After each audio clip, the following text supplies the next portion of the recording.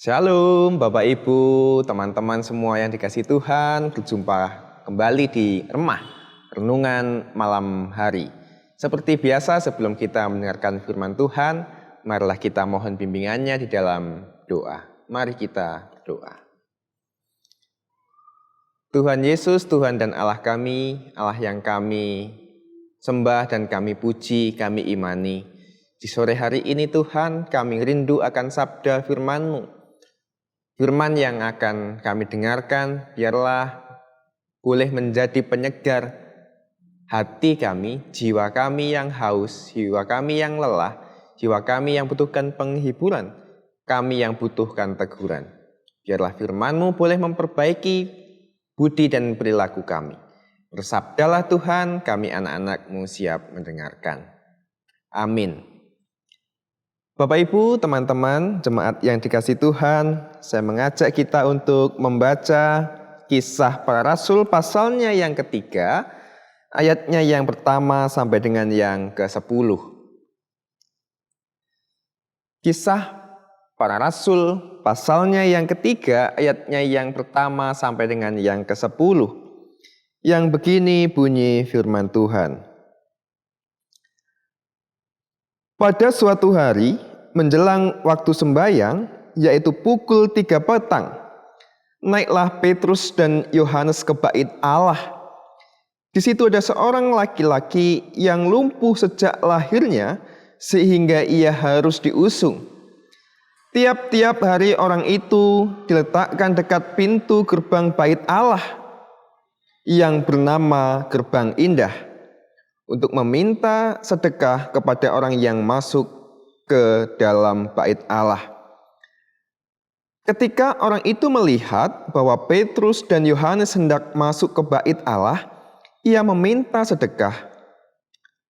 Mereka menatap dia dan Petrus berkata, "Lihatlah kepada kami." Lalu orang itu menatap mereka dengan harapan akan mendapat sesuatu dari mereka. Tetapi Petrus berkata, "Emas dan perak tidak ada padaku, tetapi apa yang kupunyai kuberikan kepadamu. Demi nama Yesus Kristus, orang Nazaret itu, berjalanlah."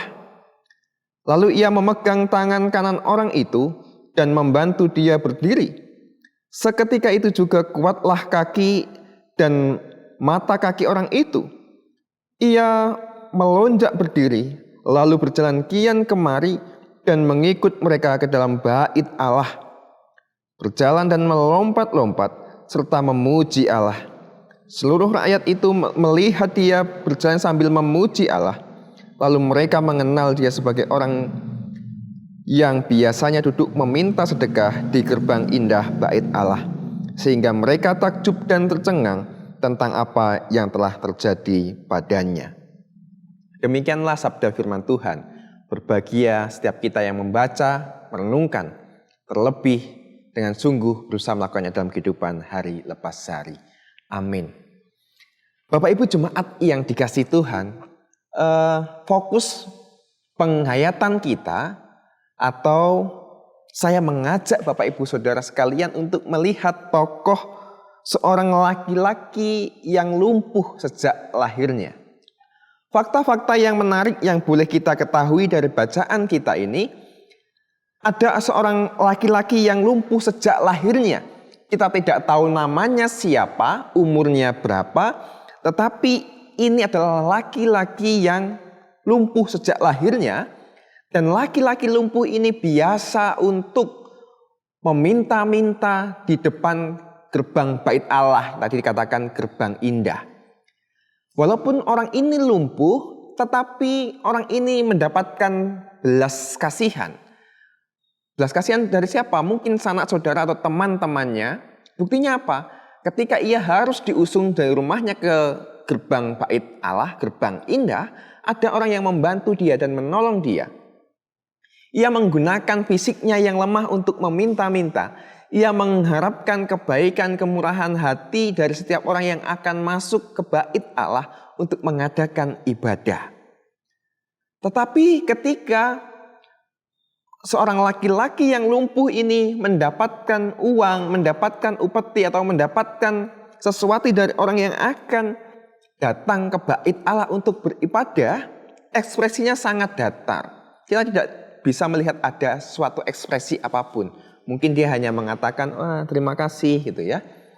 Tetapi berbeda ketika Yohanes dan Petrus masuk ke dalam bait Allah.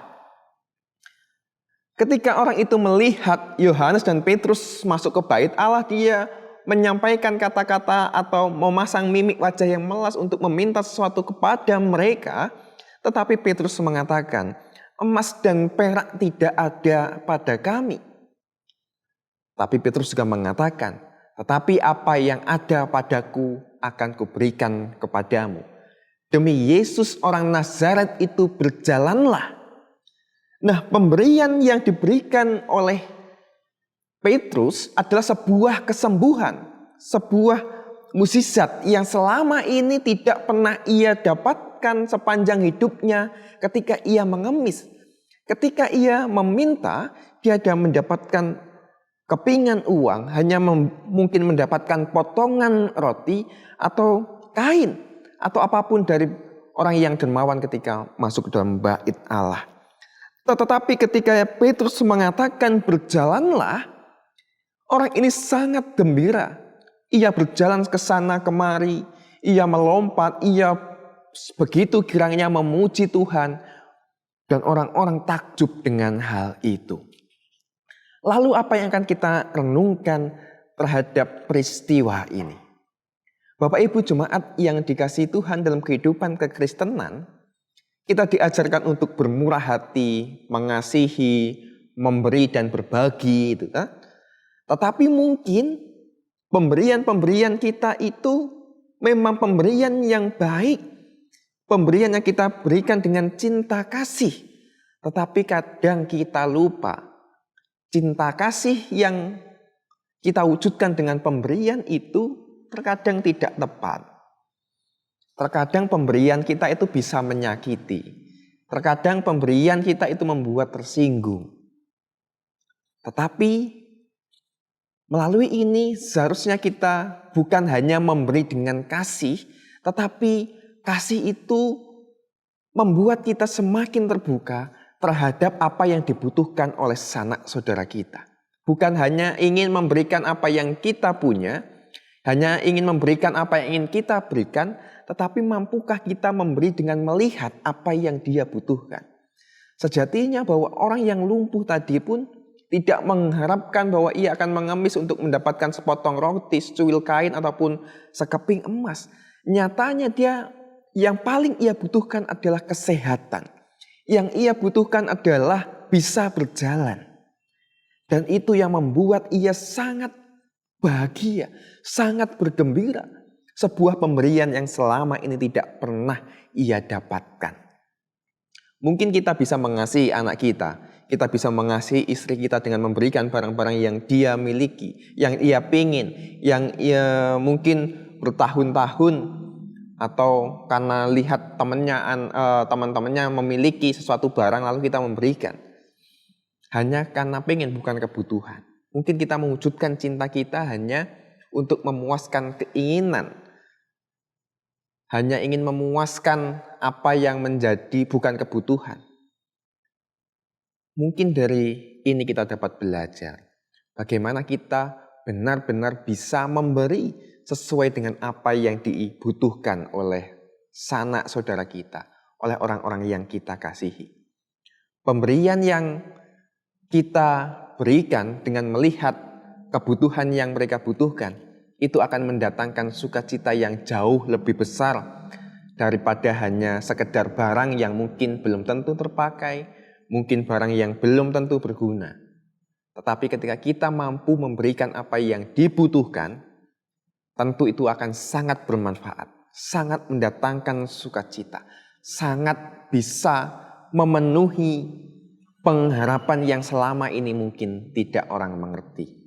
Oleh sebab itu, perwujudan kasih itu dimulai dengan menaruh perhatian yang mendalam.